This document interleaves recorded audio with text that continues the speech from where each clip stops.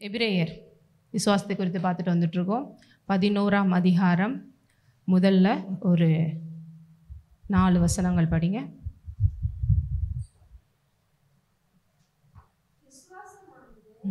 நம்பப்படுகிறவைகளின் உறுதியும் காணப்படாதவைகளின் நிச்சயமாய் இருக்கிறது. அதனாலே முன்னோர்கள் நற்சாட்சி பெற்றார்கள்.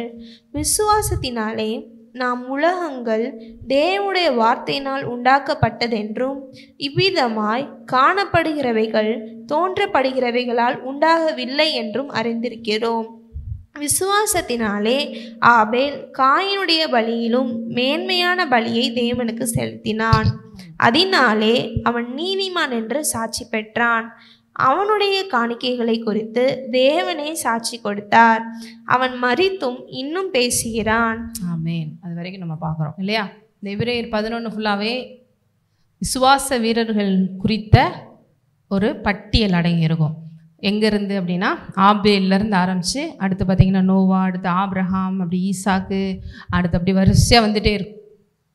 இதெல்லாம் எதுக்கு எபிரேயர்கள் எழுதின ஆசிரியர் பவுலாக தான் இருக்கணும். எபிரேயர்கள் எழுதின ஆசிரியர் சில இடங்களில் பவுலுடைய லெட்டர்ஸில் பார்த்திங்கன்னா ஸ்டார்டிங்லேயே அப்போஸ்தலனாகிய நான், பவுலாகிய நான் இதை எழுதுறேன்னு எழுதுவார். எபிரேயரில் அப்படி ஆரம்பிக்காததுனால மேபி இவர் வேறு யாரோ இருக்கலாம் அப்படிங்கிற மாதிரி சொல்கிறாங்க. எபிரேயர்கள் ஆசிரியர் யாருன்னு சரியாக தெரியல. ஆனால் சில இடங்களில் பவுல் அப்படிங்கிற மாதிரி தான் சொல்கிறாங்க. ஏன்னா அவருடைய அந்த வே ஆஃப் அந்த ரைட்டிங்னு இருக்கும் அவங்களுடைய, அதை பார்க்கும்போது சில இடங்களில் அது அப்படி தான் அவருடைய ஹார்ட் தெரியுது. அதனால் அவராக தான் இருக்கும்னு. ஸோ நானும் அப்படி தான் நினைக்கிறேன். அப்போ இங்கே என்ன சொல்கிறாருன்னா, இந்த விசுவாச வீரர்களை எல்லாம் நீங்கள் கற்றுக்கிட்டு என்ன நடக்க போகுது? என்னங்க நடக்க போகுது? ஒன்றும் நடக்க போகிறதில்ல. ஒரு மணி நேரம் உட்காந்தம்மா கேட்டம்மா அப்படி. இப்போ நம்ம ஸ்கூல்ஸ்க்கெலாம் போகிறீங்க, படிக்கிறீங்க. ஹிஸ்ட்ரி அப்படின்னு சொல்லி ஒரு சப்ஜெக்ட் இருக்கும். அந்த காலத்துலேருந்து இவங்க என்ன பண்ணாங்க, அவங்க என்ன பண்ணாங்க, இவர் எப்போ ஆட்சியை பிடிச்சார், இவர் எப்போ போர் செஞ்சார். எத்தனை பேர் ஹிஸ்ட்ரி பிடிக்கும்? அதாவது ரொம்ப ரொம்ப பிடிக்கும் அப்படின்னு சொல்கிறது அப்படிலாம் இல்லை. நிறைய பேர் ஹிஸ்ட்ரி பெருசாகவே பிடிக்காது. நிறைய பேருக்கு சிலருக்கு ரொம்ப பிடிக்கும். ஏன்னா அந்த இயர்ஸ்லாம் ஞாபகம் வச்சுக்கிறது, எப்போ பார்த்தாலும் இவன் நிறைய பேர்களை ஞாபகம் வச்சுக்கிறணும், ஊர்களை ஞாபகம் வச்சுக்கணும், இடங்களை ஞாபகம் வச்சுக்கிறணும் அப்படிங்கிறது. ஆனால் அதே நேரத்தில் நீங்கள் வாட்டில் எதாவது கொஞ்சம் கதை அடித்தாலும் அதில் அடிக்க முடியும். மற்ற சப்ஜெக்டில் அப்படி இல்லை, இருக்க முடியாது. ஸோ அந்த மாதிரி ஏதோ பைபிள்லையும் ஹிஸ்ட்ரி மாதிரி ஏதோ எழுதி வச்சுருக்காங்க போல், அவரை பற்றி இவரை பற்றி அவளை பற்றி அப்படின்னா இல்லை. இதில் இருக்கிற ஒவ்வொரு வார்த்தைகளும் உங்களுக்கு ஆசீர்வாதத்தை கொண்டு வரும்படி எழுதப்பட்டிருக்கிறது. மேபி நம்ம ஹிஸ்ட்ரியில் நம்ம சப்ஜெக்டில் கூட நீங்கள் ஊரில் ஸ்கூலில் படிக்கும் போது செய்யும் போது கூட பெருசாக ஃபோக்கஸ் பண்ணாமல் இருக்கலாம். அதை படிக்காதனால உங்கள் வாழ்க்கையில் இப்படி ஆகிப்போச்சு அப்படின்னு நினைக்க ஃபீல் பண்ணுறதுக்கெலாம் ஒன்றும் இல்லை. ஏன்னா தேவனுடைய இந்த விஷயத்தில் நம்ம விட்டுட்டோம் அப்படின்னா நமக்கு ஆசீர்வாதம் குறையும். ஏன்னா தேவனோட வார்த்தைகள் பார்த்திங்கன்னா ஈச் அண்ட் எவ்ரி வேர்ட் எப்படிப்பட்டது? தேவனோட வார்த்தை எப்படிப்பட்டது? அதே எபிரேயரில் பாருங்கள் 12:4 படிங்க.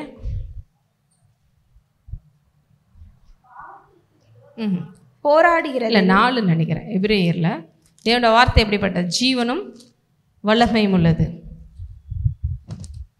எபிரேயரில் 4:12 தேவனுடைய வார்த்தையானது ஜீவனும் வல்லமையும் உள்ளதாயும் இருபுறமும் கருக்குள்ள எந்த பட்டயத்தினாலும் கருக்கானதாயும் ஆத்துமாவையும் ஆவியையும் கணுக்களையும் ஊனையும் பிரிக்கத்தக்கதாய் உருவ குத்துகிறதாயும் இருதயத்தின் நினைவுகளையும் யோசனைகளையும் வகையறுக்கிறதுமாய் இருக்கிறது. பார்த்தீங்களா? தேவனோட வார்த்தை நீங்கள் கையில் வச்சிருக்கிறது என்னது?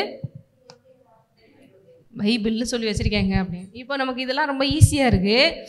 ஆனால் இதில் இருக்கிற ஒவ்வொரு வார்த்தையுமே எப்படிப்பட்டது என்று போடப்பட்டிருக்கிறது அப்படின்னா ஜீவனும் வல்லமையும் உள்ளது. ஃபஸ்ட்டு அந்த ஒரு விஷயம் புரிஞ்சாலே போதும். இது ஒவ்வொரு வார்த்தையுமே ஜீவனுள்ள அப்படின்னா என்னது? உயிர் உள்ளது. நீங்கள் ஏதோ ஒன்று எழுதியிருக்காங்க, ஏதோ கருப்பு கலரில் பிரிண்டிங் ஆகிருக்கு, அப்படி இல்லை. இது ஒவ்வொன்றும் தேவனோட வார்த்தை. இது எப்போ அது ஜீவனுள்ளதாக மாறுதுன்னா நீங்கள் அதை அப்படியே எடுத்து உங்களுடைய இருதயத்துக்குள்ளே போய் அது விளைச்சி பாருங்கள். அது ஜீவனுள்ளதில் நீங்கள் பார்ப்பீங்க. இது தேவனுடைய தழும்புகளால் சுகமானேன் அப்படின்னு போட்டிருக்கு. இதை நீங்கள் சாதாரணமாக ஓகே அப்படியா அப்படின்னு எடுத்துகிட்டு போகலாம். தேவனுடைய தழும்புகளால் நான் என்ன ஆயிட்டேன்? சுகம் ஆவேன் அப்படின்னு போல ஆயிட்டேன் அப்படின்னு போயிட்டுருக்கு. அப்போ இதை ஒரு வார்த்தை நீங்கள் சீரியஸாக எடுத்தீங்கன்னா என்ன ஆகும்? உங்கள் இருதயத்தில் போய் நீங்கள் விதைச்சிங்கன்னா அந்த சுகத்தை நீங்கள் கண்கூட பார்ப்பீர்கள். அதுதான் ஜீவனுள்ள வார்த்தை. இதில் இருக்கிற ஒவ்வொரு வார்த்தையும் நீங்கள் விசுவாசிக்கும் பொழுது அது அப்படியே உங்கள் லைஃப்பில் அப்படியே மேனிஃபெஸ்ட் ஆகிறத பார்க்குறீங்க. ஏனென்றால் இது ஜீவனுள்ள வார்த்தை. இதை நீங்கள் விசுவாசத்தோட ஒரு நம்பிக்கை இல்லாமல், அப்படியா இந்த கதை தெரியுமே, இதுவா இதுன்னு 10 தடவை படிச்சிருச்சு. நிறைய பேர் சொல்லுவாங்க பைபிளை நான் எத்தனையோ தடவை படிச்சிருக்கேங்க, அட்டை டு அட்டை.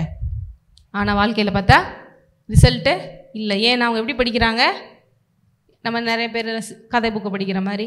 அப்படி பார்த்தாலும் பைபிளில் நிறைய விஷயங்கள் புரியாது. கதை புக்கு படிக்கிற மாதிரி எடுத்து படித்தா கூட நிறைய விஷயங்கள் புரியாது. ஏன்னா அதுக்கு நிறைய சீக்ரெட்ஸ் இருக்கும். ஆவியானவர் தான் வெளிப்படுத்த முடியும். அதனால் பைபிள் படிக்கிறதுக்கு முன்னாடி ஆவியானவருடைய ஹெல்ப் இல்லாமல் என்ன பண்ணணும்? படிக்க ட்ரை பண்ணக்கூடாது. அப்படி கேட்டு படிச்சிங்கன்னா தான் அது உங்களுக்கு புரியும். எல்லாத்துக்கும் மேலே சபைக்கு வரும்போது இன்னும் அதிகமாக புரியும். எல்லாத்துக்கும் மேலே ஒரு வசனத்துக்கு இவ்வளோ தான் மீனிங் சொல்லி நீங்கள் எடுத்துக்கிறவே முடியாது. அது அப்படியே எப்படி இருக்கும்? அவருடைய மகிமை ஐஸ்வர்யத்தின்படி இருக்கும் அவனோட ரெவலேஷன்ஸ்லாம். ஏன்னா அது தேவனோட வார்த்தை. இது எங்கேருந்து வருது அப்படின்னா தேவனுடைய ஹார்ட்லேருந்து வருகிற ஒன்று. எல்லாத்துக்கும் மேலே நம்ம வேதத்தில் இந்த வார்த்தைன்னு சொல்கிறத தான் தேவனாகவும் நம்ம சொல்கிறோம். ஏன்னா இதே வார்த்தை தான் யோவான் 1ஆம் அதிகாரத்தில் என்ன போட்டிருக்கு? சுவிசேஷத்தில் வார்த்தை ஆதியிலே இருந்தது, அந்த வார்த்தை தேவனிடத்தில் இருந்தது, அந்த வார்த்தையான தேவன் தான் மாம்சமாகி இந்த பூமியிலே வந்தார்னா அவர் யாரு? இயேசு. அப்போ நீங்கள் என்னைக்கு இந்த வார்த்தையை இவ்வளோ சீரியஸாக எடுக்கிறீங்களோ உங்கள் வாழ்க்கையில் அது மேனிஃபெஸ்ட் ஆகும். அப்போ இன்றைக்கி சபைக்கு எதுக்கு வந்திருக்கோம்? இந்த வார்த்தை கேட்க தான் வந்திருக்கோம். அதுக்கு தான் பைபிள் எடுத்துகிட்டு வரோம். நிறைய பேர் கான்செப்டே என்னென்னா அப்படியே நம்ம சபையில் போய் அப்படியே அழுது புலம்பி 4 விஷயத்தை ஆண்டவரே நம்ம அப்பா இறக்கி வச்சாச்சு அப்படிங்கிற மாதிரி போகிறதுங்கிறது நினச்சிட்ருக்காங்க. ஆனால் சபைக்கு வர்றதுக்கு அதுக்கு ப்ரேயர் பண்ணுறது, நீங்கள் ப்ரேயர் பண்ணலாம், அழலாம், சொல்லலாம், பிரச்சனை இல்லை. ஆனால் எல்லாத்துக்கும் மேலே தேவன் எதை பாராட்டுறாரு? தேவையானது ஒன்று. எது? மரியாள் அப்படி என்னங்க பண்ணா? மரியாள் என்ன பண்ணா? தேவனுக்கு வீட்டுக்கு வந்தவனையும் அப்படியே வந்ததுலேருந்து வரவேற்பு பயங்கரமாக கொடுத்ததுனால அவர் ரொம்ப அப்ரிஷியேட் பண்ணாரா? இல்லை பயங்கரமாக உபவாசம் இருந்ததுனால அப்ரிஷியேட் பண்ணாரா? இல்லை வேறு ஏதாவது பண்ணாலும் அப்ரிஷியேட் பண்ணாரா? எதுவுமே இல்லை. தினைக்கும் சொல்லப்போனால் வேலைகளெல்லாம் அவங்க அக்கா பார்த்துக்கிட்டு இருக்கா, இவன் என்ன பண்ணுறா? பெரிய விஷயம், அப்பா தலைவர் பேசுகிறார், ஐயா பேசுகிறார், பேசி உட்காந்து கவனிச்சிக்கிட்டு இருக்கா. அதைத்தான் பாராட்டுறார். யார்? தேவன். வானத்தை பூமி படைத்த தேவன் ஒரு விஷயத்தை பாராட்டுறாருனாலே எதுக்கு தான்?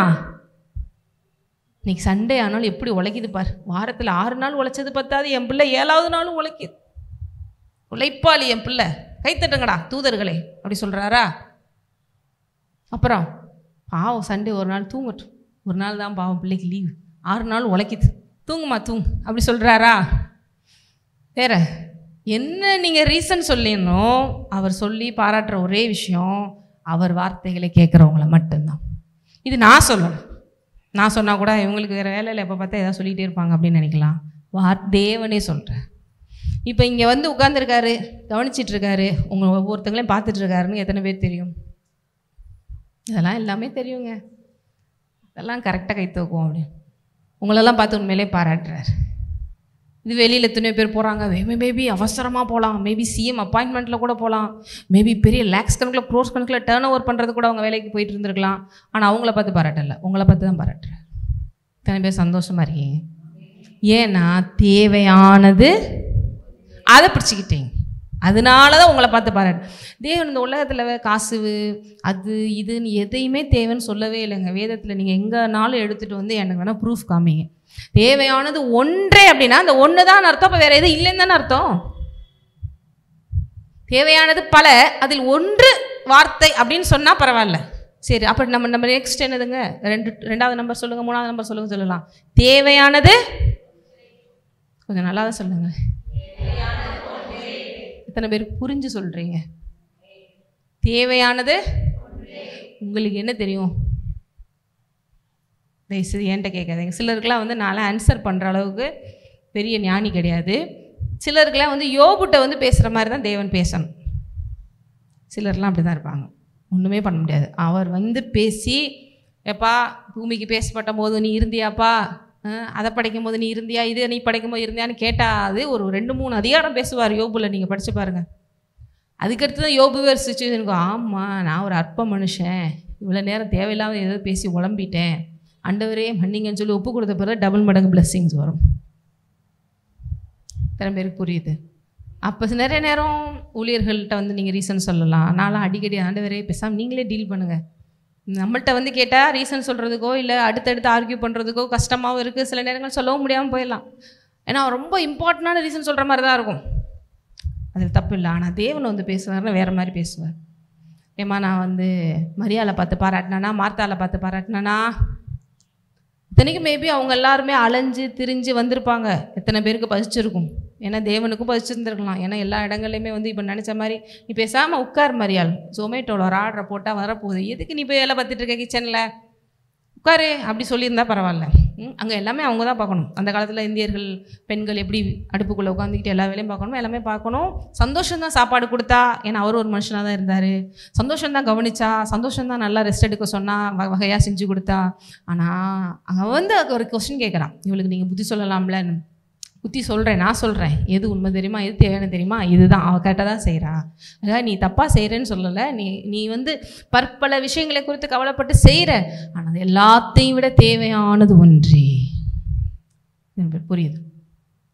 இப்போ இன்றைக்கி நீங்கள் எத்தனை ரீசன் தேவனுக்கு நீங்கள் சொன்னாலும், இதுக்காக தானே அதுக்காக தானே அப்படின்னு சொன்னாலும், தேவன் யாருக்கு மட்டும் தான் சப்போர்ட் பண்ணுவார்? அவர் வார்த்தையை உட்கார்ந்து கேட்குறவங்களுக்கு மட்டும்தான் சப்போர்ட் பண்ணுவார்.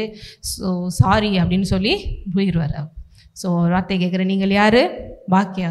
ஏன்னா அதில் இன்னொன்று சொல்கிறாரு, தன்னை விட்டு எடுபடாத நல்ல பங்கை எது?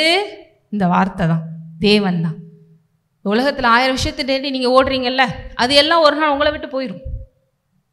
நீங்கள் எவ்வளோ நாளும் நீங்கள் இப்போ ரீசன் சொல்லிக்கோங்க, எவ்வளோ விஷயத்தினாலும் நீங்கள் எழுதி வச்சுக்கோங்க. மேபி நான் சொல்கிறதுக்காகவே கூட நீங்கள் எழுதுவீங்க, இதெல்லாம் நான் நியாயமான விஷயம் தானே, இதுக்கு போயா அப்படின்னு. ஒரு நாள் காசாக இருந்தாலும் சரி, பணமாக இருந்தாலும் சரி, இல்லை நீங்கள் ஓடி ஓடி உழைக்கிற உறவுகளாக இருந்தாலும் சரி, குடும்பமாக இருந்தாலும் சரி, கணவனாக இருந்தாலும் சரி, மனைவியாக இருந்தாலும் சரி, கட்டுற வீடாக இருந்தாலும் சரி, வாங்குகிற காராக இருந்தாலும் சரி, பேராக இருந்தாலும், புகழாக இருந்தாலும், படிப்பு எல்லாம் ஒரு நாள் யூஸ்லெஸ் ஆக 100% சான்ஸ் இருக்குது. உங்களை விட்டு எடுபடாத தேவன் மாத்திரம்தான். ஆகவே அவரை நீங்கள் பிடிச்சிக்கிட்டால் நமக்கு பாக்கியம். அதில் எந்த மாற்றமே இல்லை. இதை அறிவுபூர்வமாக யோசித்து செயல்பட்டால் நமக்கு நல்லது. இல்லை பட்டு தான் வருவேன் அப்படின்னாலும் வாழ்க்கையும் சொல்லிக் கொடுக்கும். அதில் எந்த மாற்றமும் கிடையாது. ஏன்னா லா தான். லாவை மாற்றவே முடியாது. எந்த விதத்திலும் லாவை என்ன பண்ண முடியாது. கிழக்கில் இருக்கிற சூரியன் மேற்கில் ஒரு நாள் உதிச்சுன்னு சொல்ல முடியுமா? லா அதுதான். அதே போல் தேவன் தான். அவர் வச்சிருக்கிறது தான். அவர் வார்த்தை மாத்திரமே வானமும் பூமியும் ஒளிந்தாலும் ஒளியாதது. ஆகவே இதை பிடித்து கொள்கிற நம்ம பாக்கியவான். எனவே இப்போ நீங்கள்லாம் பாக்கியவான்கள். சந்தோஷம். ஏன்னா தேவன்கிட்ட என்ன பண்ணிட்டீங்க? அப்ரிஷியேஷன் வாங்கிட்டீங்க. ஹாப்பி தானே? இதுவே நல்ல வேலை இன்றைக்கி தான் வர வேண்டாம் நினச்சேன், வந்துட்டேன்ப்பா அப்படின்னு ஒரு சிலர் யோசிக்கலாம். நிறைய பேர் வந்து இல்லை டயத்துக்கு வாங்கன்னு சொல்கிறது கூட மேபி தப்பாக நினைக்கலாம். ஆனால் ஒரு நாள் பரலோகத்தில் போய் நினைப்பீங்க பாருங்கள், நல்ல வேலை நமக்கு சொல்லி கொடுத்தாங்கப்பா. உண்மையில் அப்போ தான் நினச்சி ரொம்ப சந்தோஷப்படுவீங்க. நல்ல சபை கொடுத்துருக்காரு, நல்ல ஊழியங்களை கொடுத்துருக்காரு.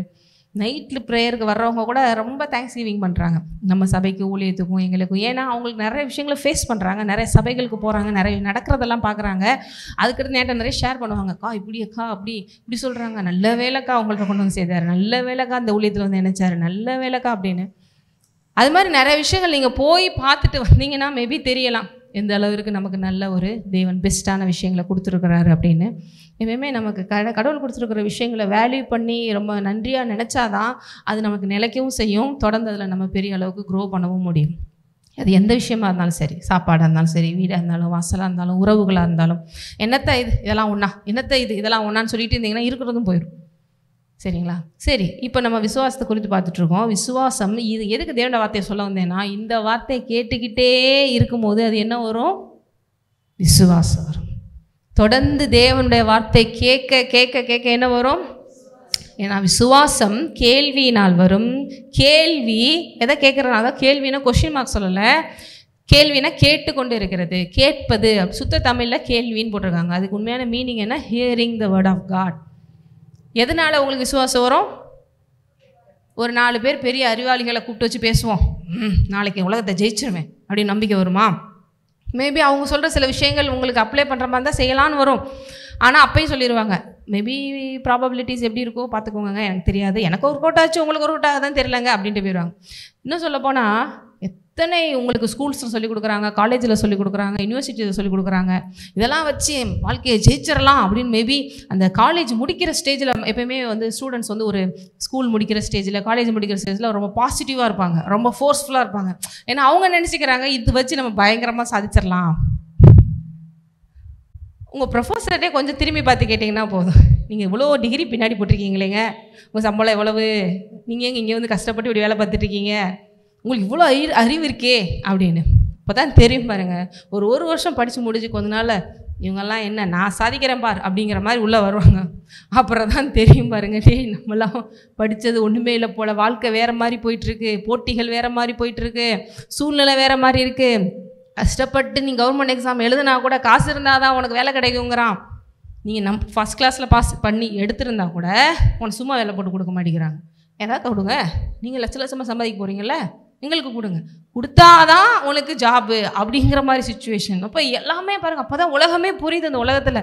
ஆஹா, அப்போ ஆண்டவர் இல்லாமல் ஒன்றுமே முடியாதுன்னு அப்புறம் தான் ஒரு நாள் பாருங்கள் உண்மையை உணர்ந்து வராங்க.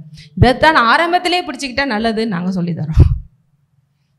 ஏன்னா அவன் செய்வதெல்லாம் வாய்க்கும் எவன் கர்த்தருடைய வேதத்தில் பிரியமாயிருந்து இரவும் பகலும் அவர் வேதத்தில் தியானமாக இருக்கிற மனுஷன் பாக்கியவான், அவன் செய்வதெல்லாம் வாய்க்கும். சக்ஸஸ்ஃபுல்லாக அந்த உலகத்தில் இருக்கிறதுக்கு தேவ வசனம் சொல்கிற ஒன்றே ஒன்று, இதை பிடிச்சிக்கோ. எதை?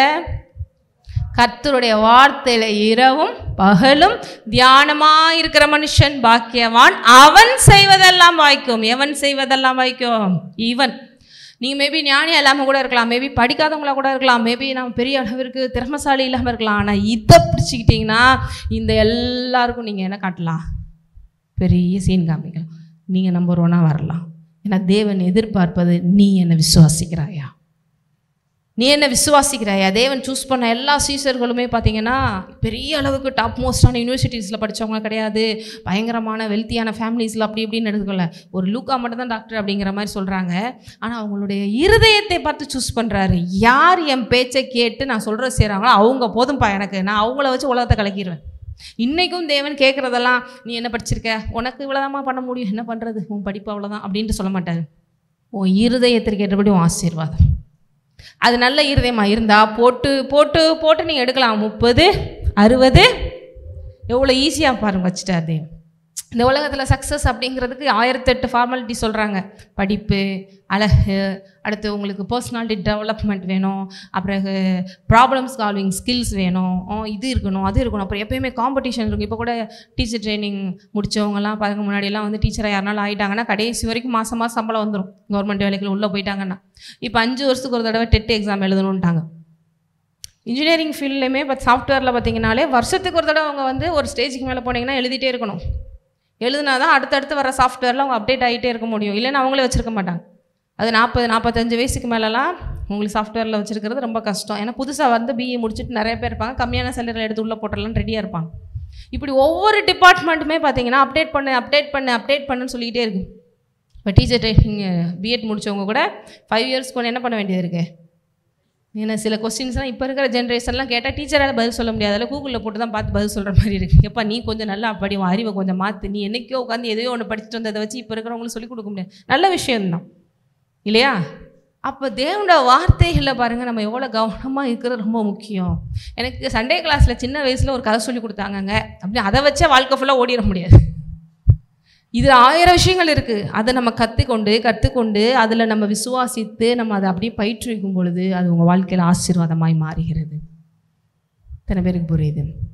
இப்போ இதில் நீங்கள் ஃபோக்கஸ் பண்ணி இரவும் பகலும் தியானமாக இருக்கிற மனுஷன் வேறு யாரையும் பாக்கியவான்னு சொல்லலை. நீங்கள் அவ்வளோ பெரிய டிகிரி படிச்சிட்டிங்க, கோடீஸ்வரனாக இருக்கீங்க, நீங்கள் பாக்கியவான், நீங்கள் தான் வந்து பெரிய உலகத்திலே டாப் மோஸ்ட்டு அம்பானி அதானி மாதிரி இருக்கிறீங்க, நீங்கள் பாக்கியவான். ஆஹா, இரவும் பகலும் தியானமாக இருக்கிற மனுஷன் பாக்கியவான். ஏன்னா அவன் செய்கிறதெல்லாம் வாக்கியம். ஆல்ரெடி அவன் எல்லாத்துலேயும் சூப்பராக தான் இருப்பான். இத்தனை பேருக்கு புரியுது? அப்போ இதை கேட்குற நீங்கள் பக்கத்தில் உங்கள் பசங்க, நீங்கள் பாக்கியவான்கள். கர்த்தருடைய வேதத்தை விடாமல் பிடிச்சிக்கோங்க. உலகத்தில் எது மாறினாலும், எது வந்தாலும் போனாலும் மாறாதது இந்த வார்த்தை மாத்திரமே. ஹல்லேலூயா. பாருங்க, இப்போல்லாம் அடுத்து சொல்கிறாங்க 2030 ஏஐ வரப்போகுது, ஏஐ வந்துச்சுன்னா நிறைய பேருக்கு வேலை அவுட்டு அப்படின்னு. ஏன்னா இப்போ யூஎஸில் நமக்கு ட்ரம்ப் அதிபர் அவர் சொல்லிகிட்டு இருக்காரு, நிறைய இப்போ ப்ராப்ளம்ஸ் போயிட்டுருக்கல இந்தியாவுக்கும் அதுக்கும். அதனால் நிறைய ஐடி நிறுவனங்களுக்கு 25% மேலே டேக்ஸ் போட போகிறாங்க. அதனால் இவங்களுடைய வருமானம்னா 50 to 75% குறைய சான்சஸ் இருக்குது அப்படின்றாங்க. ஒரு 1 lakh வாங்குறாங்கன்னா 50% குறைஞ்சிருது. ஏன்னா வரிக்கே போயிடுது அப்படின்னா அப்போ அவங்களுக்கு சாதாரண வேலையை போச்சுன்னா யாருக்கு எம்என்சி எந்த சாஃப்ட்வேருக்குலாம் போயிட்டு இருக்க போகிறான்? ஏன்னா அவங்க டேக்ஸ் போட்டுட்டாங்க. இங்கே 2 பேருக்கு டப்பிங் ஆயிடுச்சு. இப்படிலாம் நினச்சி பார்த்துருப்பாங்களா? இதை நம்பி தானே நான் இஎம்ஐயில் நிறையா வாங்கி வச்சுருக்கேன், இந்த சம்பளத்தை வந்து தானே நான் இதை வாங்கி வச்சுருக்கேன், அதை வாங்கி வச்சுருக்கேன். இவங்களுக்குலாம் பயங்கரமாக தலை சுற்றுது. இன்னும் பயங்கரமான காரியங்கள் உலகத்தில் அடுத்து நடக்க வேண்டியது இருக்குது. ஏன்னா யார் இந்த லாஸ்ட் டேஸ் யாருங்க ஜெயிக்க முடியும்?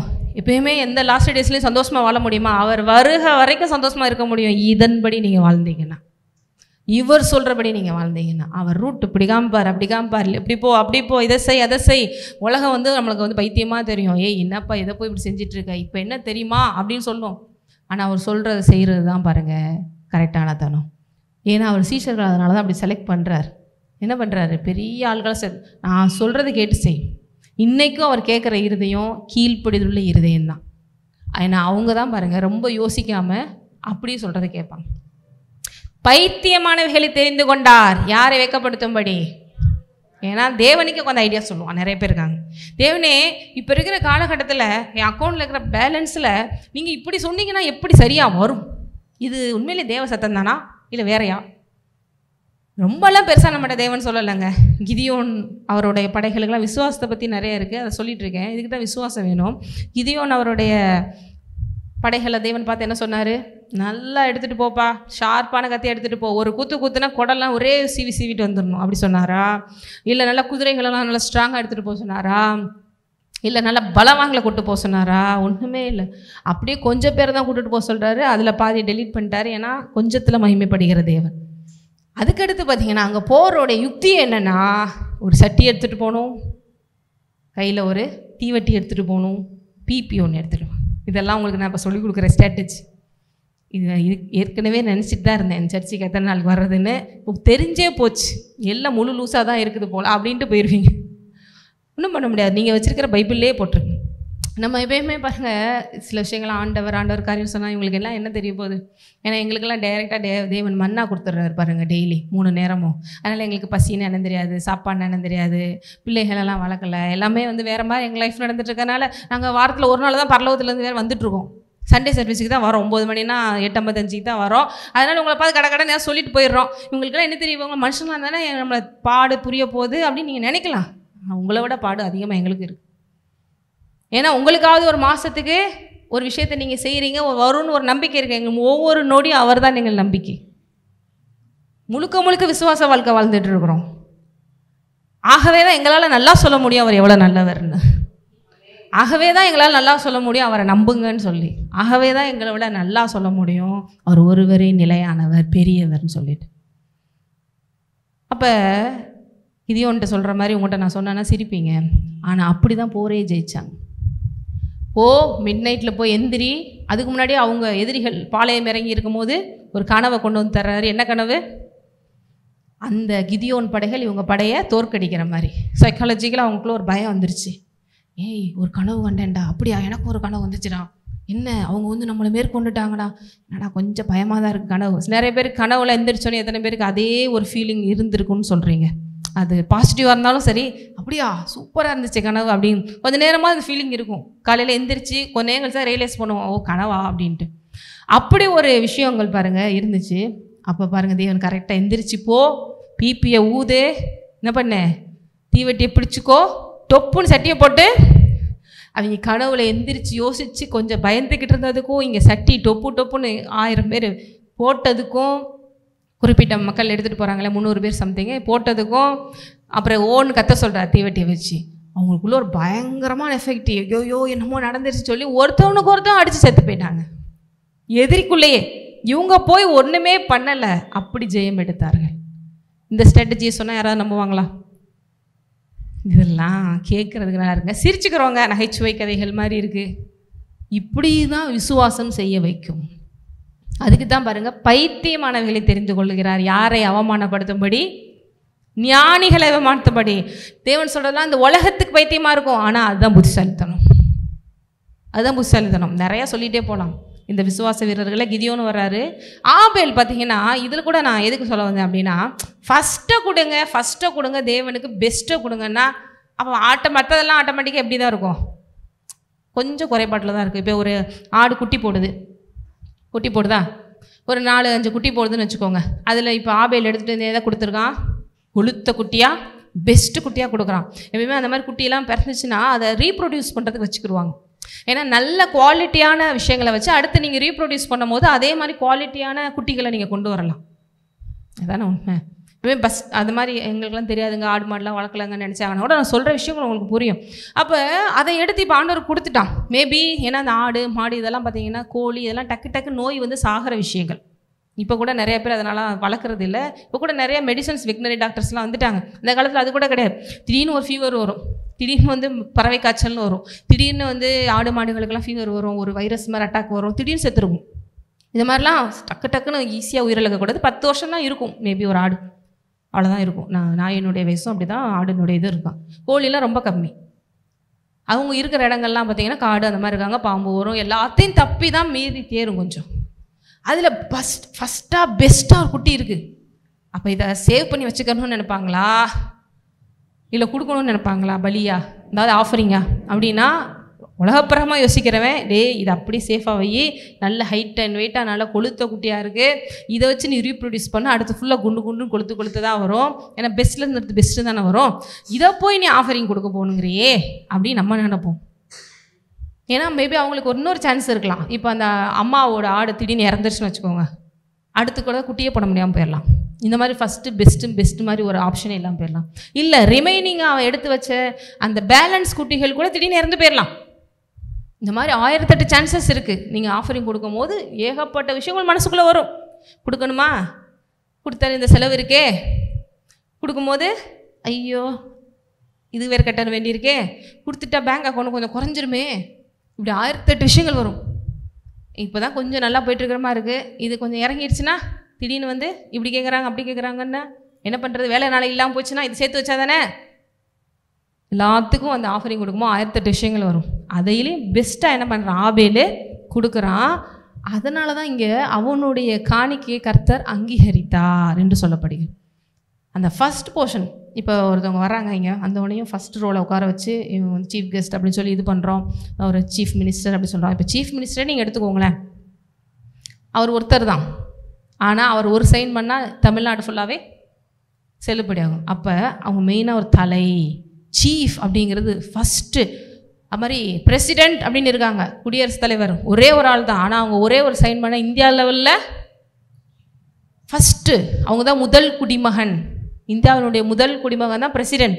ஏன் முதல், அப்போ அந்த முதல்ங்கிறதுக்கு மொத்தத்தையும் டாமினேட் பண்ணுற கெப்பாசிட்டி இருக்குது. அப்போ நீங்கள் தேவனுக்கு உங்கள் காசில் இருந்து 10ல் 1 பங்கு அப்படின்னு பழைய ஏற்பாடில் நமக்கு வச்சார். சிம்பிளாக சொல்கிறேன், பழைய ஏற்பாடில் 10ல் 1 பங்குன்னு வச்சார். ஏன் அப்படின்னா 100%ல் ஃபஸ்ட்டு 10% எடுத்து என்ன பண்ணு தேவனுக்கு கூட அப்படின்னா, நீங்கள் ஆட்டோமேட்டிக்காக என்ன சொல்ல வரீங்க, என்னுடையது எல்லாமே அவருடைய தான், அதனால தான் நான் அவர்கிட்ட ஃபஸ்ட்டாக நான் கொடுக்குறேன், இன்னொன்று ரிமைனிங்குமே அவருடைய தான். ஏன்னா ஒருத்தவங்களை ஃபஸ்ட்டு நம்ம கொண்டு வந்து வச்சுட்டோம்னாலே அவங்களுக்கு மொத்தத்தையும் கண்ட்ரோல் பண்ணுற பொட்டன்ஷியல் இருக்குது. அதனால தான் எடுத்தோடனே தசமபாகம் கொடுக்கறதுக்கு தேவனுக்கு என்ன பண்ண சொல்கிறாரு, உன் விளைச்சலின் எல்லா முதற் பலனிலும் எல்லாவற்றிலும் யாருக்கு முதல்ல தசமபாகம் கொடுக்க சொல்கிறாரு, தேவனுக்கு கொடுக்குறார். இது சம்மந்தமாக ஒரு வசனத்தை வச்சா உங்களுக்கு இன்னும் நல்லா புரியும். 2 நாளாகமம் 31:5 முதல் 10 வரை. 2 நாளாகமம் 31:5 முதல் 10 வரை. அப்போ தசமபாகத்தை பற்றியும் நம்ம பார்க்க போகிறோம். தசமபாகத்திலோட முடிஞ்சிருதான்னு அதுவும் இல்லை, இன்னமும் இருக்குது. 2 நாளாகமம் 31:5 முதல் 10. இந்த வார்த்தை பிரசித்தமான போது இஸ்ரவேல் புத்திரர் தானியத்திலும் திராட்சரசத்திலும் எண்ணெயிலும் தேனிலும் நிலத்தின் எல்லா வரத்திலும் முதற் பலன்களை திரளாக கொண்டு வந்து சகலத்திலும் தஸ்ம பாகத்தை பரிபூரணமாய் கொடுத்தார்கள். யூதாவின் பட்டணங்களில் குடியிருந்த இஸ்ரவேல் புத்திரரும் யூதா புத்திரரும் மாடுகளிலும் ஆடுகளிலும் தஸ்ம பாகத்தையும் தங்கள் தேவனாகிய கர்த்தருக்கு பரிசுத்தம் பண்ணப்பட்டவைகளில் தஸ்ம பாகத்தையும் கொண்டு வந்து குவியல் குவியலாக வைத்தார்கள். 3ஆம் மாதத்தில் குவியல் செய்ய தொடங்கி 7ஆம் மாதத்தில் முடித்தார்கள். எசேக்கியாவும் பிரபுக்களும் வந்து அந்த குவியல்களை காணும்போது கர்த்தருக்கு சோத்திரம் செலுத்தி அவருடைய ஜனமாகிய இஸ்ரவேலை புகழ்ந்தார்கள். அந்த குவியல்களை குறித்து எசேக்கியா ஆசாரியரையும் லேவியரையும் விசாரித்த போது சாதோக்கின் சந்ததியானாகிய அசரியா என்னும் பிரதான ஆசாரியன் அவனை நோக்கி, இந்த காணிக்கையை கர்த்தருடைய ஆலயத்திற்கு கொண்டு வர தொடங்கினது முதல் நாங்கள் சாப்பிட்டு திருப்தி அடைந்தோம். இந்த காணிக்கையை கர்த்தருடைய ஆலயத்திற்கு கொண்டு வர தொடங்கின நாள் முதல் பேலன்ஸ் குறைஞ்சிருச்சு. என்னங்க அப்படி தானே நாங்கள் போட்டிருக்கணும். ஏன்னா இங்கேருந்து எக்ஸ்பென்சஸ் ஆயிடுச்சுல்ல உங்களுக்கு. எனக்கு தான் கணக்கு தெரியலையா இல்லை உங்களுக்கு கணக்கு தெரியலையா? இவங்க மேக்ஸ் வீக்குன்னு நினைக்கிறேன் பாஸ்டர். நீ எடுத்து கொடுத்தா குறைய தானே செய்யணும். சொல்கிறது சரியா இல்லையா? அஸ்பர் உலக கணக்குப்படி ஒரு 10ல் ஒரு இடத்த ஒரு போர்ஷன் எடுத்து கொடுத்துட்டிங்கன்னா 9,000 இல்லையா? அது எப்படிங்க நாங்கள் சொல்கிறது? எங்களுக்கு தான் தெரியும் அந்த மன வேதனை. ஆனால் இங்கே என்ன சொல்லியிருக்கு? கொண்டு வர தொடங்கினது முதல் நாங்கள் சாப்பிட்டு திருப்தி அடைந்தோம். திருப்தி அடையான ஒரு வாழ்க்கை வாழ்கிறாங்க. சாப்பிட்றதுங்கிறது வேற, திருப்தி அடைந்தோம்னா என்ன? ஏப்போ வருங்க, அப்புறம் தான் கொஞ்சம் லூஸ் பண்ணிவிட்டு அப்புறம் செகண்ட் ரவுண்டுக்கு உட்காருவோம் அப்படிங்கிற மாதிரி சொல்கிறதா? திருப்திங்கிறது வெறும் சாப்பாடு சாப்பிட்டு வயிறு நிறையிறதுக்கு மட்டும் இல்லைங்க, மனசு நிறையிறது. நல்ல சாப்பாடுங்க, இன்றைக்கி ஒரு திருப்தியாக இருக்குது சொல்லுவீங்களா? சில சோறு தான் பார்க்குறது இவ்வளோ எனக்கு ஒன்றும் டேஸ்ட் இல்லை அப்படின்னா திருப்தி இருக்குமா? அப்போ சாப்பிட்டு எப்போ தேவனுக்கு கொடுக்க ஆரம்பித்த நாள் முதல் உண்மையிலேயே நீங்கள் அப்படி சந்தோஷமாக ஆபேல் மாதிரி கொண்டு வந்தீங்கன்னா உங்கள் வீட்டில் திருப்தி இருக்கும்.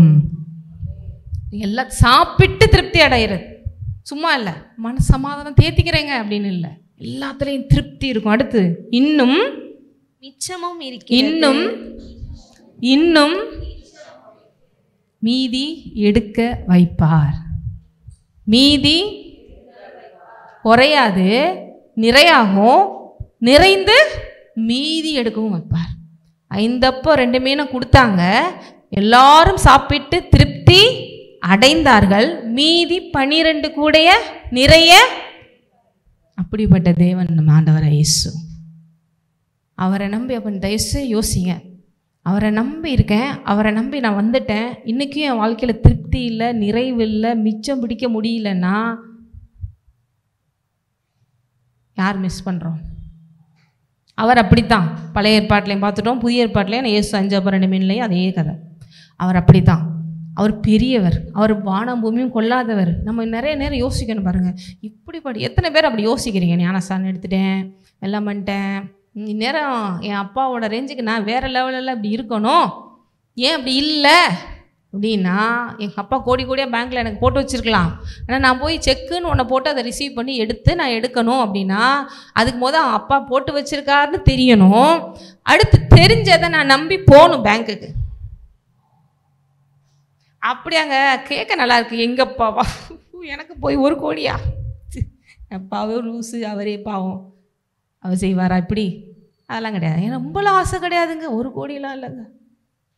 நிறைய பேர் அந்த லெவலில் நிப்பாட்டும். நிறைய பேர் அப்படியா கேட்க நல்லா இருக்குது, வரட்டும், என் கையில் வரட்டும், எப்பா நீதான்ப்பா அக்கௌண்ட்டில் போட்டிருக்காருன்னா ஒன்று செல்லான் ஃபில் பண்ணி எடு அல்லது செக்கு போட்டு எடு, போப்பா. அது விசுவாசம் இருந்தால்தான் கேட்குறோம், கேட்குறத நம்புகிறோம், நம்புறதை செயல்படுத்துகிறோம். எத்தனை பேருக்கு புரியுது?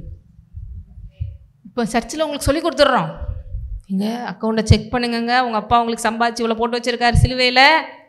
கேட்டு நம்புறதும் செயல்படுத்துறதும் யார் கையில்? இல்லைங்க என் பொழப்பு காலையிலேருந்து சாயங்காலம் வரைக்கும் நாயா ஓடுறதுங்க, இப்படியே பொழைச்சிக்கிறவேங்க அப்படின்னு இருந்தாலும் யார் சாய்ஸு? என் காலில் என் சுயம், என் உடம்புல தெம்பு இருக்கிற வரைக்கும் நான் உழைப்பேங்க. உழைக்கிறது தப்பே கிடையாது. நான் அப்பா ஒரு பக்கம் ஏன் அவளை சேர்த்து வச்சுருக்காரு? உங்கள் மேலே என் மேலேயும் அன்பு. எதுக்கு இல்லைன்னா அவர் கஷ்டப்பட்டு பரலோகத்திலிருந்து ஒரு மாட்டுக்கொட்டையில் வந்து பிறந்து 3.5 வருஷம் ஊழியம் செஞ்சு அதுக்கடுத்து சிலுவையில் தன்னை பலியாக ஒப்பு கொடுத்து கடைசி சொட்டு வரைக்கும் சிந்தி பாதாளத்துக்கு போய் இதெல்லாம் ஒரு கேம் மாதிரியா இருக்குது. வேறு வேலை இல்லைங்க, பரலோகம் ரொம்ப போர் அடிச்சிருச்சு, அப்படி சும்மா போய் ஒரு கேம் விளையாண்டு வரலான்னு வந்தேன். இயேசு வந்தாரா? எல்லாத்துக்கு பின்னாடியும் நோக்கம் இருக்கா இல்லையா? எதுக்கு வந்தார்? இயேசுங்கிற பேருக்கே என்ன அர்த்தம்?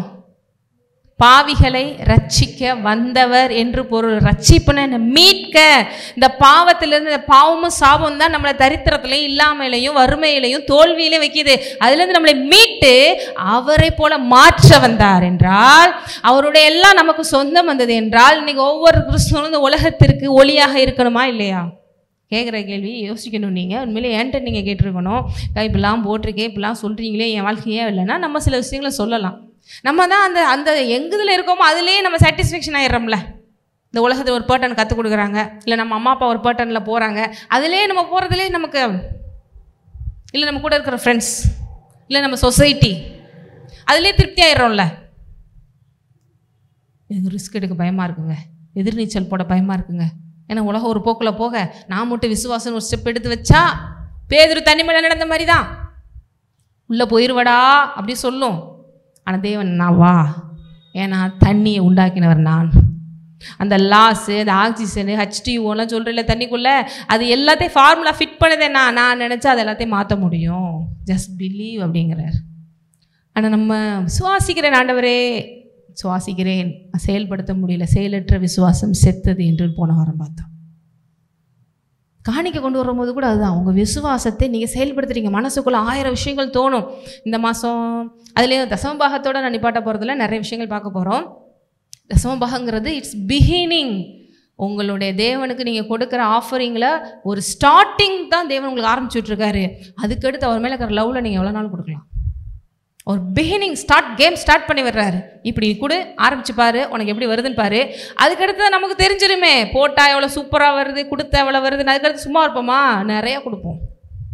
புதிய ஏற்பாட்டின்படி எல்லையே கிடையாது. பழைய ஏற்பாட்டில் தசமபாகம். புதிய ஏற்பாட்டில் தசமபாகத்தை தேவன் எடுக்கலை. அட் சேம் டைம் லிமிட்டே இல்லாமல் கொடுக்குறபடி தேவன் வச்சுட்டார். ஏன்னா நமக்கு தெரியுது ஒரு விஷயம் பெஸ்ட்டாக நமக்கு பலன் கொடுக்குதுன்னா ஆட்டோமேட்டிக்காக தேவனே 10 இல்லை, நான் கூட கொஞ்சம் கொடுக்குறேன். ஏன்னா அந்த லவ்க்குள்ளே என்ட்ராக நம்ம ஆட்டோமேட்டிக்காக கொடுப்போம். யாரும் ஃபோர்ஸ் பண்ணலாம். சிலருக்குலாம் 10 போடுறதே கஷ்டம். அப்படி 10 போட்டோன்னா அடுத்த வாரம் ஃபுல்லாக காணிக்க போட தேவையில்லைங்க சர்ச்சில். ஏன்னா நம்ம தான் கணக்கு முடிஞ்சிருச்சுல, ஒன்றும் பிரச்சனை இல்லை. அதை வச்சு தேவன் உங்களை கோச்சிக்கிறவாருன்னு சொல்லலை. ஆனால் தேவனுக்குள்ளே க்ரோ ஆக அந்த அன்பு புரிய இது இந்த வாரம் இன்னும் கொஞ்சம் நம்ம அதுக்கு தான் பாருங்கள், தைத் அண்ட் ஆஃபரிங் 2ஆக பிரிக்கிறாங்க.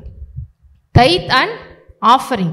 தைத் கம்பல்சரி அப்படிங்கிறது, ஆஃபரிங்கிறது அதுக்கடுத்து நீ கொடுக்குற மனசார நீ கொடுக்குற எதுவாக இருந்தாலும். நிறைய நம்ம மீட்டிங்ஸில் கூட பார்த்தீங்கன்னா, நம்ம மீட்டிங்ஸ் நடத்துறதுக்கு உங்களுக்கு கொடுங்கன்னு சொல்லுவோம். தசமபாகம் அந்த வாரத்தில் மாதத்தில் போடுவீங்க, அதுக்கு ஸ்பெஷலாக அதுக்கும் கூட கொடுப்பீங்க, அது ஆஃபரிங். ஆனால் எல்லாத்தையும் சேர்த்து பலன் கொடுக்குறவராக இருக்கிறார். இது லிமிட்டே கிடையாது. ஏன்னா அவர் அன்பு புரிய அவர் எவ்வளோ பெரியவர் புரிய உங்களுக்கு யாரெல்லாம் தாராளமாக வர மிச்சம் எடுக்க இதெல்லாம் இல்லை. அவருக்கு எவ்வளோ கொடுக்கணும். தாவீதுக்கு அந்த மனசு.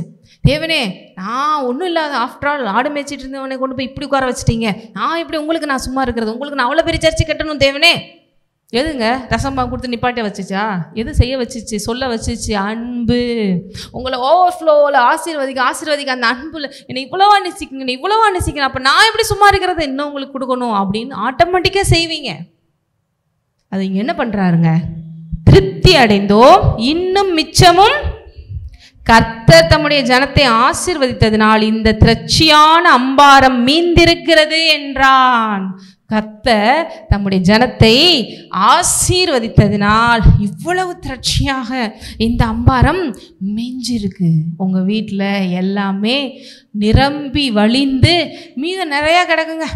யாராவது கொண்டு போய் கொடுப்போம். நம்ம சர்ச்சில் வேறு சேரிட்டபிள் ட்ரஸ்ட்னு வச்சுருக்காங்க, அங்கே கொண்டு போய் நிறையா கொடுப்போம். பாவம் அவங்க இல்லாதவங்களாம் கொடுக்கட்டும், செய்யட்டும். அப்படிங்கிற அளவுக்கு மீதம் எடுக்க வைப்பார். மீதம் எடுக்க வச்சு இன்னும் 10 அக்கௌண்ட் எப்படி ஓப்பன் பண்ணுறது, இன்னும் சுவிட்ச் பேங்க் அக்கௌண்ட் ஓப்பன் பண்ணிடலாமா, அதில் பெரிய பெரிய அரசியல்வாதிகளை செய்கிற மாதிரி அங்கே பதிக்க வைக்கலாமா, இங்கே பதிக்கலாம். அப்புறம் நிம்மதியே இருக்கா. உன் இருதயம் எங்கேயோ, உன் பொக்கிஷம் எங்கேயோ அங்கே உன் இருதயமும்.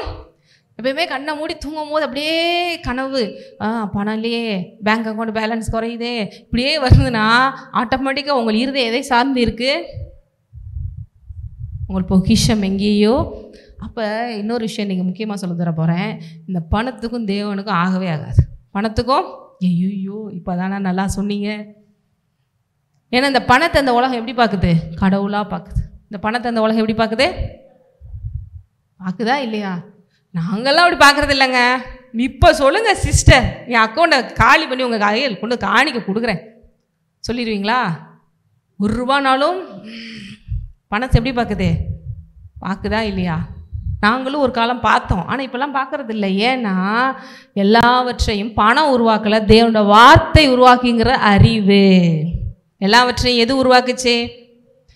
ஆதியாகமம்ல 1ஆம் அதிகாரத்தில் ஆதியிலே தேவன் எதை சிருஷ்டித்தார்?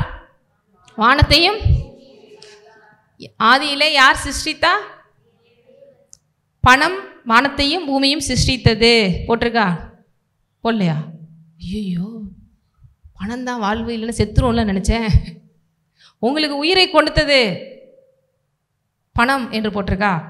இல்லையே. பணம்ங்கிற அந்த பேப்பரே கொஞ்ச நாளைக்கு முன்னாடி தான் வந்து, அதுக்கு முன்னாடி பண்டமாற்று முறை. நீங்கள் உட்காந்து படித்து பார்த்தீங்கன்னா தெரியும். இப்போ கூட டிஜிட்டல் மணிலாம் கொண்டு வந்தாங்கன்னா நீங்கள் வச்சுருக்கிற பேப்பர் தான், சும்மா தூக்கி தான் போடணும். டிஜிட்டல் மணிலாம் கொண்டு வந்துட்டாங்கன்னா எதுக்கு அப்போ சொல்கிறேன்னா, அப்போ நம்ம ஒன்றுமே இல்லாமல் தான் உட்காந்துருப்போமோ? இல்லை, நீங்கள் பார்க்குற வியூவை மாற்றணும்னு சொல்கிறேன். இந்த ஒரு விஷயத்தை அப்படியே வச்சுக்கோங்க. மத்தேயு 6:21-24 படிங்க. இப்போ தேவன் சொல்கிறார், நான் சொல்லலை. மத்தேயு 6:21-24. கொலை செய்யாதிருப்பாயாக என்பதும் கொலை செய்கிறவன். மத்தேயு 6:21. உங்கள் இருதயமும் இருக்கும். கண்ணானது சரீரத்தின் விளக்காயிருக்கிறது. உன் கண் தெளிவாயிருந்தால் உன் சரீரம் முழுவதும் வெளிச்சமாயிருக்கும். உன் கண் கெட்டதாயிருந்தால் உன் சரீரம் முழுவதும் இருளாயிருக்கும். இப்படி உன்னிலுள்ள வெளிச்சம் இருளாயிருந்தால் அவ்விருள் எவ்வளவு அதிகமாயிருக்கும். 2 எஜமான்களுக்கு ஊழியம் செய்ய ஒருவனாலும் கூடாது. ஒருவனை பகைத்து மற்றவனை சிநேகிப்பான், அல்லது ஒருவனை பற்றிக்கொண்டு மற்றவனை அசட்டை பண்ணுவான். தேவனுக்கும் உலக பொருளுக்கும் ஊழியம் செய்ய உங்களால் கூடாது. நான் சொல்லல, யார் சொல்லியிருக்கா? இயேசுவே சொல்லிட்டார். என்னையும் உலகத்தையும் சாட்டிஸ்ஃபேக்ஷன் ரெண்டையும் ஒரே மாதிரி பண்ண முடியாதுப்பா. தேவனுக்கும் உலக பொருளுக்கும். என்னைய பார்க்காதீங்க, கொஞ்சம் பைபிளில் பார்த்து சொல்லுங்கள். தேவனுக்கும் உலக பொருளுக்கும் உங்களால் கூடாதுன்னு அவர் சொல்லிட்டா கூடுன்னு அர்த்தமா? அப்பனா இல்லைங்க, நான் பாருங்கள் அப்படியே தேவனையும் பாலிஷ் பண்ணி அப்படியே அட்ஜஸ்ட் பண்ணி இங்கிட்டும் பாருங்கள் நான் சூப்பராக இருப்பேன். முடியாது, தயவுசெய்து விட்டுரு. அதனால தான் ரொம்ப கஷ்டமாக இருக்குது. சர்ச்சுக்கு வரணும் தான் நினைக்கிறோம், சீக்கிரமாக வரணும் தான் நினைக்கிறோம், எல்லா சர்வீஸ் அட்டன் பண்ணணும் தான் நினைக்கிறோம், விடிய பைபிள் படிக்கணும், அவரோட உறவாடணும் தான் நினைக்கிறோம். ஒரு பக்கம் உலகம் இழுக்குது, அதுக்காக எதுவுமே உங்களுக்கு வேண்டாம் விட்டுட்டு வான்னு சொல்லலை. முதலாவது இதை தேடும் பொழுது அதெல்லாம் கூட கொடுக்கப்படும். அதில் குறிப்பாக 2 எஜமான்களுக்கு ஊழியம் செய்ய ஒருவனாலும். 2 எஜமான்னா யாரை சொல்கிறாரு? இந்த உலகம், இந்த உலகத்துக்கு. அதுலேயும் குறிப்பாக உங்கள் பொக்கிஷம் எங்கே இருக்கிறது அங்கே உங்கள் இருதயம். உங்கள் பொக்கிஷம், உங்கள் காசு, உங்கள் பணம், இதை தான் சொல்கிறாரு. நீ அதுதானே காப்பாற்றணும், அதுக்காக ஓடுற, அதுக்காக செய்கிற, எல்லாமே பண்ணுறல. அப்போ அது ஒரு எஜமான். இந்த உலகத்தின்படி அதுதான் எல்லாமே. அது இருந்தால் தான் வாழ முடியும், அது இருந்தால் செலவு பண்ண முடியும். உங்களுக்கு எந்த விதத்தில் மாற்றம் இல்லை. இங்கிட்டு இன்னொருத்தர் இருக்கார். அவர் யார்? தேவன். எல்லாத்தையும் உருவாக்கினவர், சகலத்தையும் சிருஷ்டித்தவர், சர்வ வல்லமை உள்ளவர். அவர் ஒரு பக்கம் இருக்கார். அவர் சிம்பிளாக சொல்லிட்டாரு, சும்மா இந்த உலகத்துக்கு ஒரு கால், என் பக்கம் ஒரு கால், இது செட் ஆகாது. ஒரு பக்கம் நில்லு, ஏதாவது ஒரு பக்கம் நில்லு. அதுலேயும் குறிப்பாக தேவன் பக்கம் நில்லு. நீ ஓடி ஓடி ஓடி தேடி தேடி தேடி கஷ்டப்பட்டு இருக்கிறதெல்லாம் நான் பார்த்துக்கிறவேங்கிறாரு. அதனால தான் சொல்கிறார், தேவனுடைய ராஜ்யத்தையும் அப்படி நீதியும் தேடும் பொழுது இவைகள் எல்லாம் அப்படின்னா என்ன, எண்ணத்தை உண்போம், எண்ணத்தை குடிப்போம், எண்ணத்தை உடிப்போம், இதுவும் சேர்ந்து இன்னும் ஆவிக்குரிய ஆசீர்வாதமும் சேர்ந்து கூட கொடுக்க மிஸ் ஆனதா சரித்திரமே கிடையாது. அவரை நான் நம்பி வந்தேன். இன்றைக்கி நான் பாருங்கள், அவரை நம்பி ஊழியத்துக்குன்னு வந்தோம். எங்கள்கிட்ட இருக்கிற பிஸ்னஸ் எல்லாத்தையுமே நாங்கள் பரவாயில்ல அப்படி சொல்லி கொடுத்துட்டு வந்தோம். எத்தனையோ ஊழியர்களுடைய சாட்சிகளை கேட்டு பாருங்கள், எவ்வளோ பெரிய பெரிய ஜாபை விட்டுட்டு ஆண்டவருக்காக வராங்க. ஆனால் அவங்களோட முடிவை பார்த்தீங்கன்னா மகிமையாகத்தான் இருந்திருக்கு இப்போ வரைக்கும். ஆனால் அவங்க போன ட்ராவல் இப்பெல்லாம் பைத்தியகாரத்தனமாக யாராவது பண்ணுவாங்களே, எங்களை பார்த்து எத்தனை பேர் சொல்லியிருக்காங்க, எத்தனையோ பேர் பற்றி எத்தனையோ பேர் சொல்லியிருக்காங்க. ஆனால் அவனுடைய முடிவை பார்த்தீங்கன்னா அதை சொன்னவங்களாம் வந்து ஆச்சரியப்படுற மாதிரி அவங்க முடிவு இருக்குது. தேவனுக்கும் உலக பொருளுக்கும் சேர்ந்து உங்களால் ஊழியம் செய்ய முடியாது. ஒரு உரையில் ஒரு கத்தி தான். இன்றைக்கி உங்களுக்குள்ளே ஏன் ஒரு சமாதானம் இல்லாமல் இருக்குது தெரியுமா? டைமத்துக்கு வரணும்னு நினைக்கிறோம். இவங்களுக்கு என்ன தெரியும் நம்ம சூழ்நிலை, உங்களுக்கு என்ன நம்ம தெரியும் சூழ்நிலை அப்படின்னு. ஏன்னா நம்ம உலகம் பக்கம் ஓடிட்டுருக்கோம்.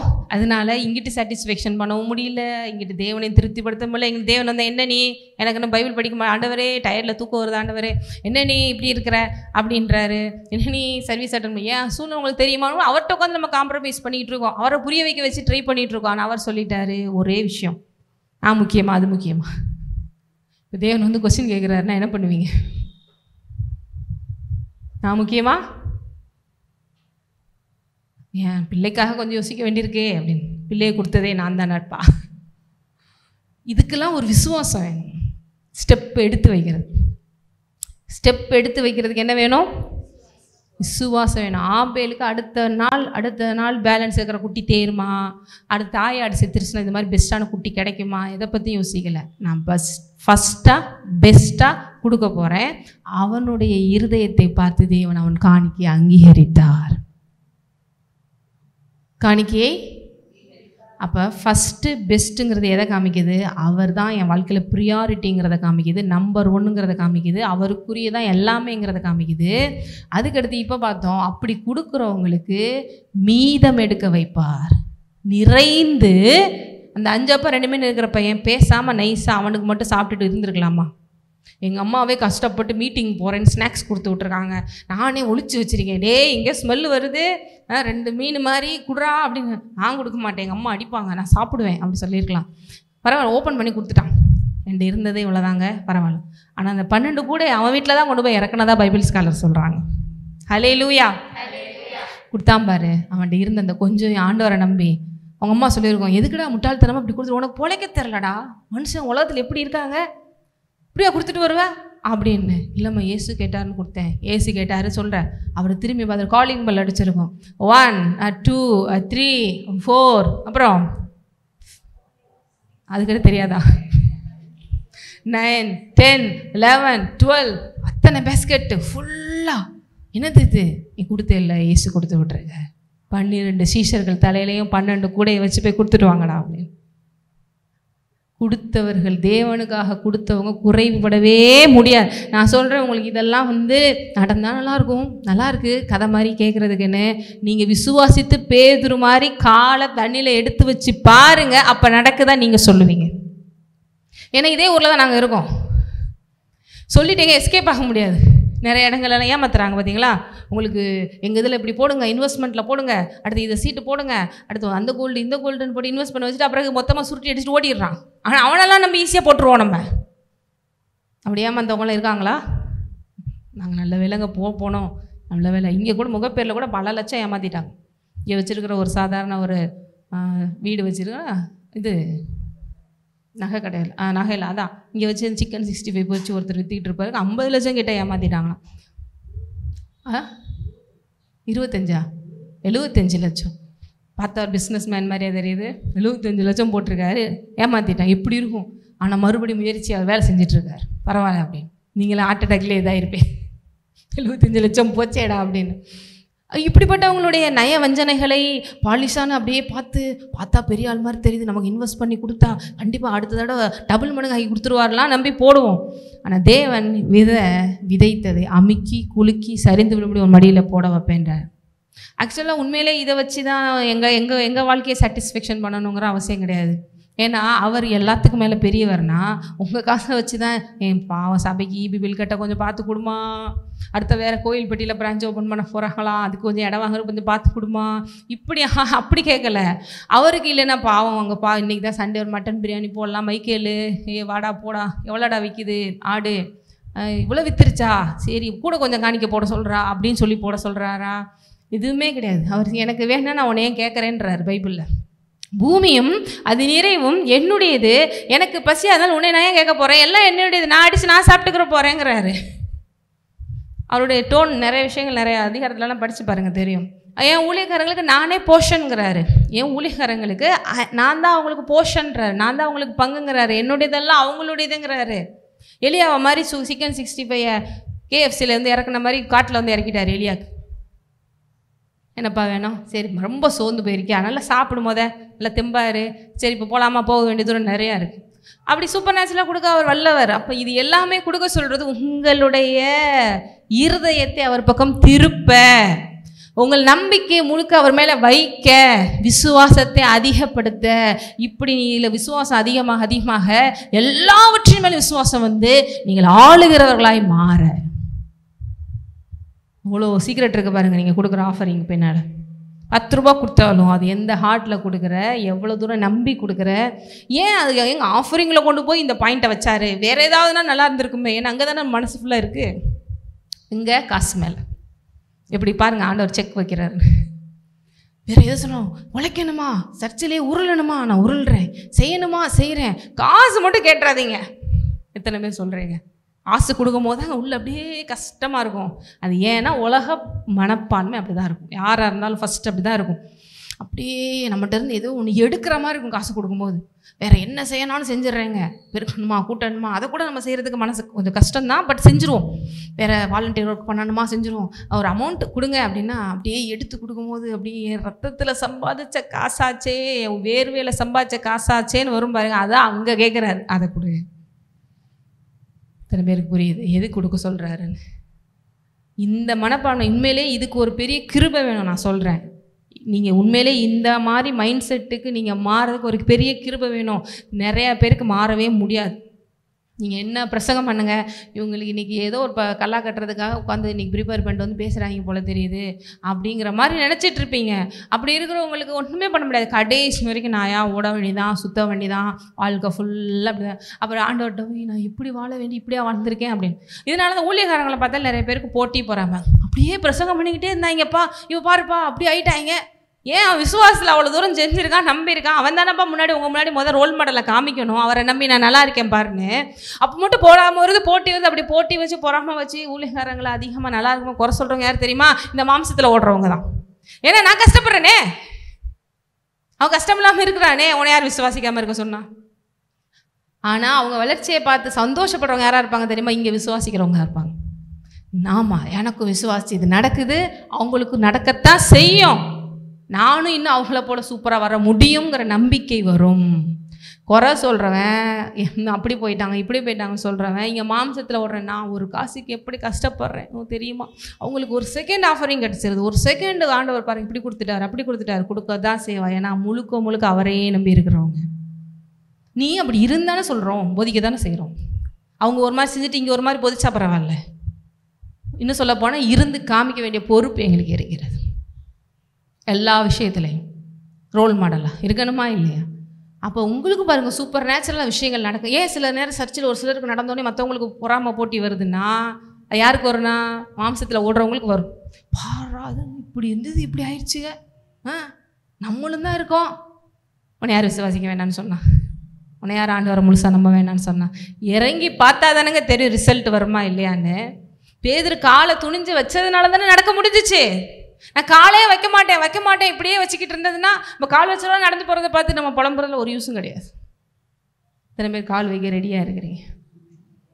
மெயினாக எந்த விஷயத்தில்?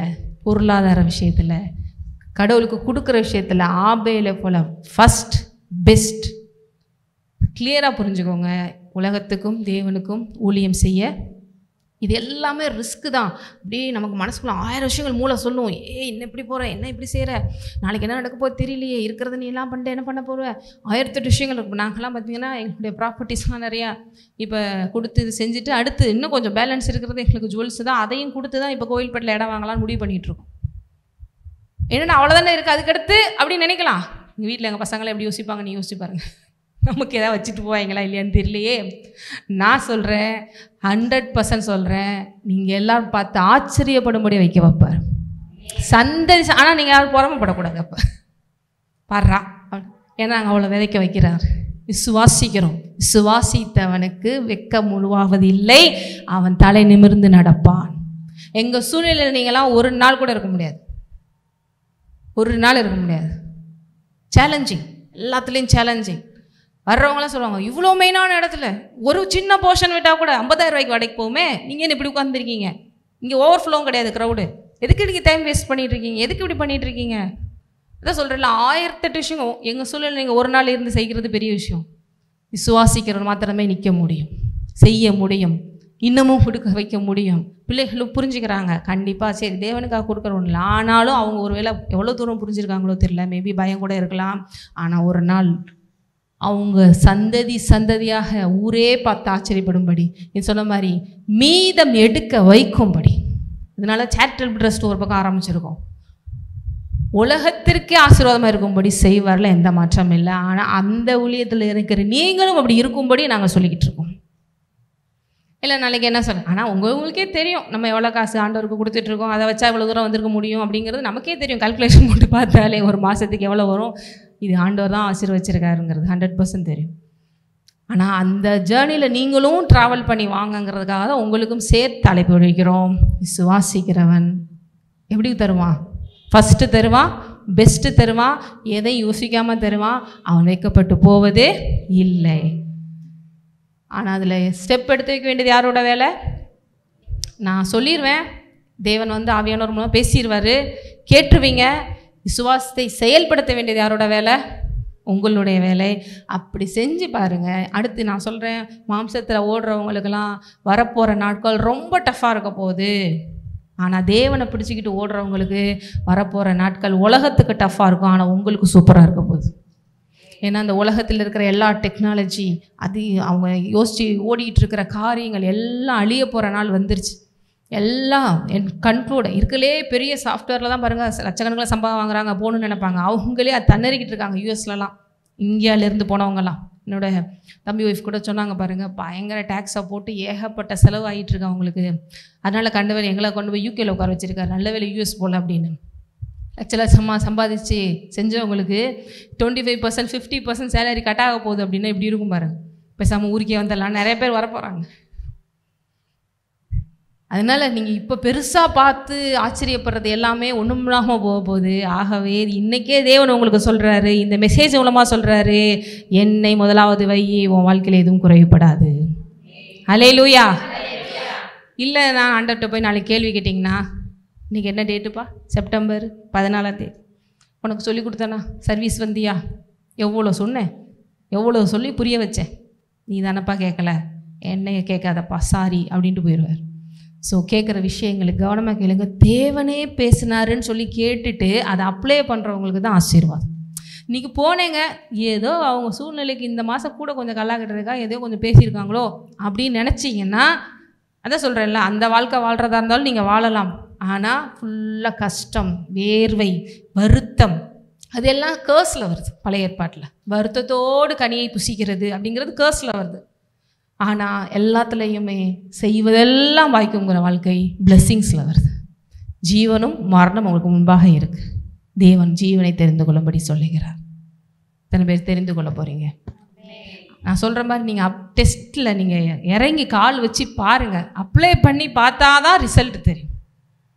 ஒரு 100 ரூபானாலும் முழுசு ஆண்டவரே இனிமேல் அப்படின்னு சொல்லி போட்டு பாருங்கள். எல்லாத்துலேயும் உங்களுக்கு தான் ஃபஸ்ட் ப்ளேஸ்ன்னு கொடுத்து பாருங்கள். ஒரு 2 months 3 monthsலேயே பெரிய ஒரு மாற்றத்தை நீங்கள் கேட்பீங்க. ஏன்னா நான் சொல்கிற தேவன் உயிருள்ள தேவன், இதோ இங்கே இருந்து அவர் கேட்டுட்டு இருக்காரு. எத்தனை பேர் மனசில் இப்போ என்ன டிசிஷன் எடுத்துட்டு இருக்கீங்க, பார்த்துட்டு இருக்காரு. எல்லாத்தையும் உங்களுக்கு செய்கிறதுக்கு அவர் ரெடியாக இருக்கிறாரு. அவர் பெரிய அளவுக்கு உங்களை ஆசீர்வதிக்க விரும்புகிறாரு.